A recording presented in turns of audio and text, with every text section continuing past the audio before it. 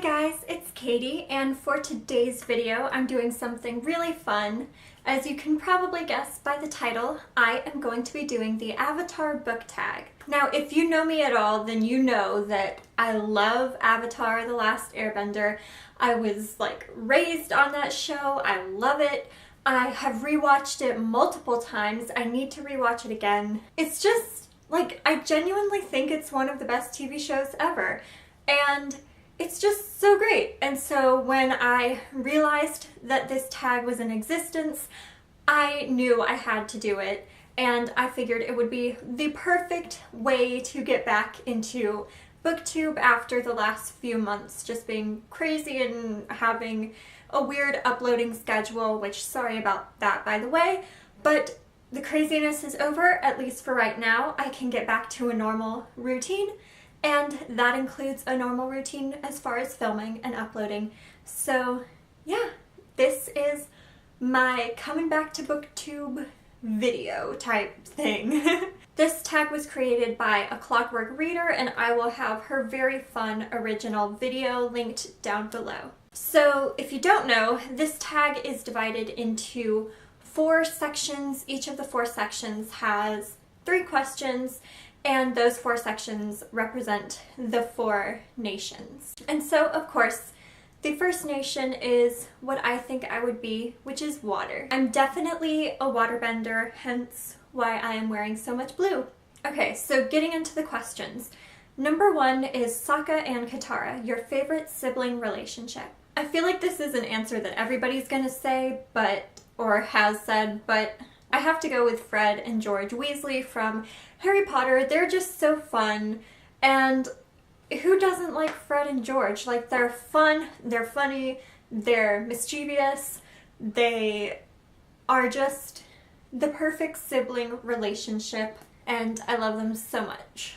Number 2 is Yue, your favorite star-crossed lovers. For this, I'm going with Heathcliff and Catherine from Wuthering Heights by Emily Bronte. I love this book. I don't think I talk about it enough, but I really love this book. And Heathcliff and Catherine just have such a tragic love story, and it's so heartbreaking. So I figured this would be the perfect answer for this question. Number 3 is Bloodbending, a book with a disturbing or unsettling concept. Now, I want to preface this by saying that I don't normally read creepy, unsettling things because I am a scaredy cat. I'm squeamish. I don't like blood. I don't like gore. I don't like scary things. I have never really read or watched something that counts as horror because even things that don't count as horror still terrify me. I have watched movie trailers for horror movies and gotten nightmares just from watching the movie trailer. So basically, bottom line, I don't read scary things. So this was kind of hard to find an answer to, but I ended up going with The Hunger Games by Suzanne Collins because, as much as I love The Hunger Games, you have to admit, pitting teenagers against each other in a big battle and they all have to die except for one, and it's how the government keeps its control over its people, is very unsettling. So I think despite not having much to work with, I picked a good one for this question. So now moving on to Earth. Number 4 is Toph, who by the way is my favorite character. Love her so much. The question is a character whose strength surprised you or surprised the characters in the book. And for this I'm going with Samantha Kingston from Before I Fall because I feel like not only does her strength kind of surprise the reader, I think she surprises herself with how strong she ends up being. If you've read this book, then you know that what she ends up doing at the end is very brave and very self-sacrificing. So yeah, I think Samantha Kingston is who I'm going with. Number 5 is The Tales of Ba Sing Se. Pick your favorite novella or short story collection or a collection of poems. So I'm kind of mashing all of those into one, and I have this Edgar Allan Poe Complete Tales and Poems. So this has everything Edgar Allan Poe ever wrote It has his short stories, it has his poems. Yeah, so it's a big hefty book. I have not read all of these, but what I have read I really love, and I intend to read all of these, and so I'm going with this big book. Number 6 is the Kyoshi Warriors. Pick your favorite warrior character. And for this, I'm going with Éowyn from The Lord of the Rings. I feel like she is such an underrated character, but she is such a strong warrior, fighter, or woman. Her line, it's different in the book than it is in the movie, and I don't remember the wording of the book, but in the movie the line is, "I am no man." I think that's how it's worded. Like, "But I am no man," or "I am no man." You know what I'm talking about if you have seen / read this.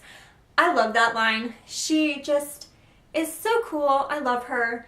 And again, I think she's a little underrated, so I wanted to give her some love with this question. Now we are moving on to fire. Number 7 is Zuko, who, I know I said Toph was my favorite character, but I adore Zuko as well. He's just like, I have a thing for, like, in books and movies, for the bad boy who's like good but still kind of bad. He's like the classic bad boy, but I love him. Anyway, the question is your favorite redemption arc, or a redemption arc that you think should have happened. So I am cheating a little bit for this one because I, for the life of me, could not think of a redemption arc. I don't know why. So I'm going with one that's kind of a redemption arc, but not really, because the character wasn't that bad in the first place, but they still like had to redeem themselves. So I'm going with Edmund from The Lion, the Witch, and the Wardrobe, because as we all know, if you have read or watched this movie, Edmund at the beginning makes some bad decisions that hurt himself and his siblings, and he ends up being forgiven for it, but, you know, he has to deal with the results of his stupid decisions. So I think this is a good one to go with.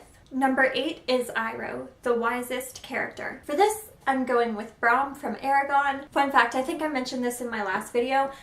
I used to love this series, but I got so mad at the ending, I don't like the ending for the last book, that I sold all my copies and I haven't read it since. Sorry guys, my camera died and it never gives me any warning. So anyway, I was saying that I saw this at the bookstore. It was cheap and I decided to give it another try, see if I reread the series, if I don't hate the ending as much this time around. So yeah, anyway, long story minus irrelevant fun fact aside, I'm picking Brahms because he's just a really wise character. Number 9 is Azula, your favorite downfall. So this is going to be a slight spoiler for Death on the Nile by Agatha Christie. So if you care about that book, or if you don't want to be spoiled, I'm not going to like come out and say, you know, everything that happens. But if you don't want to be spoiled, just skip until when I put this book down. So anyway, my favorite downfall is from a book that I have read recently, and that is obviously Death on the Nile, and that character is Jacqueline de Belfort. I just loved her as a character. I loved the whole premise of her involvement in the story, so her downfall was pretty great. And the last nation is Air, of course. So number 10 is Appa, your favorite fictional animal or pet.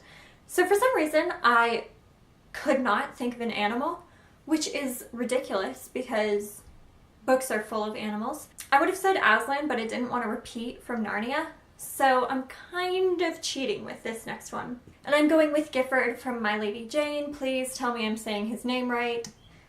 I might sound like a big idiot if I'm saying it wrong. I'm actually not done. I'm almost done. So by the time this is uploaded, I will be done. Loving it so far.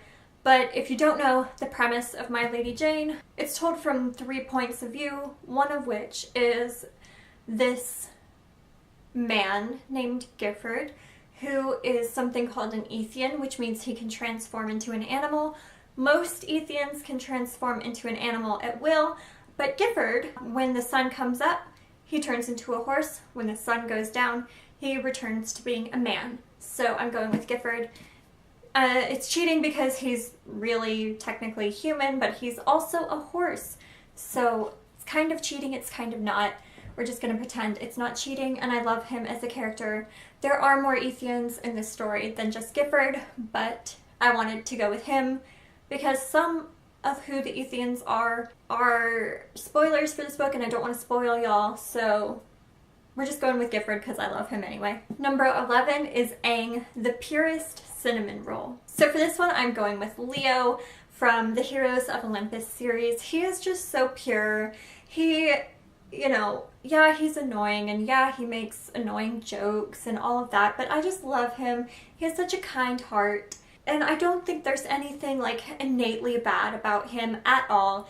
So he is my pure cinnamon roll. Number 12 is Avatar State, a character who is extremely stubborn and struggles with letting go. So for this, I'm going with Lizzie from Pride and Prejudice because she has trouble getting over Darcy and his pride, hence the title Pride and Prejudice. So I thought this would be fitting.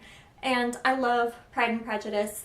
I don't think it's a video of mine if I don't figure out a way to sneak in a reference to Jane Austen. So yeah, that is my answer. And that is it. Thank you guys so much for watching. I would tag people, but I don't know who has watched Avatar, who hasn't. I also don't know if someone has already done it. So if you do want to do this, please consider yourself tagged. Let me know. I would love to know if you decide to do this. If you love Avatar like me, leave a comment down below so that we can have like a big fangirl discussion about it. And I adore this book tag, and I had a really fun time filming it, and I hope that you all have a fun time watching it. And I think that is everything I wanted to say. So thank you so much for watching. I will see you in the next video, and I hope you have a great day. Bye!